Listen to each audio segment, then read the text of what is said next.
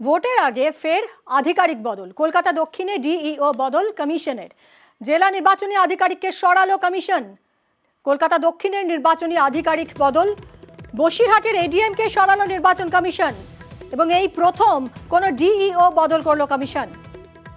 এবার কলকাতা দক্ষিণের district election অফিসারকে বদলি কমিশনের। সোমরাজ রয়েছেন আমাদের সঙ্গে। সোমরাজ, কি কারণে এই বদলি? দেখো, মূলত নিরপেক্ষ না থাকার কারণে এই বদলি বলেই কমিশনের তরফে দাবি করা হচ্ছে। কলকাতা দক্ষিণের ডিও রেশমি কমলকে বদলি করলো নির্বাচন কমিশন। নির্বাচন চলাকালীন এই প্রথম কোন লোকসভা কেন্দ্রের ডিস্ট্রিক্ট ইলেকশন অফিসারকে বদলি করলো নির্বাচন কমিশন।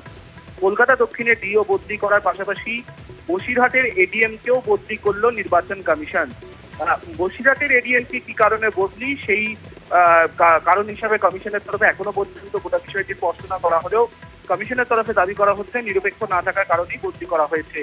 এই দুই অফিসারকে বদলি করে রাজ্যের মুখ্য সচিবকে জানানো হয়েছে আজ দুপুর 3টের মধ্যে 3জন অফিসারের নাম পাঠাতে এবং আজ দুপুর 3টের মধ্যেই যাতে এই দুই অফিসার কমিশনের কাজের সঙ্গে কোনোভাবে যুক্ত না থাকে বা ভোটের কাজের সঙ্গে কোনোভাবে যুক্ত না থাকে তা নিশ্চিত করতে হবে। এর আগেও আমরা দেখেছি যে কয়েকটি জেলার এসপি বদল করা হয়েছে, বেশ কিছু থানার ওসি বদল করা হয়েছে, কিন্তু এই প্রথম কোনো লোকসভা কেন্দ্রের ডিস্ট্রিক্ট ইলেকশন অফিসারকে বদলি করলো নির্বাচন কমিশন। অনেক ধন্যবাদ।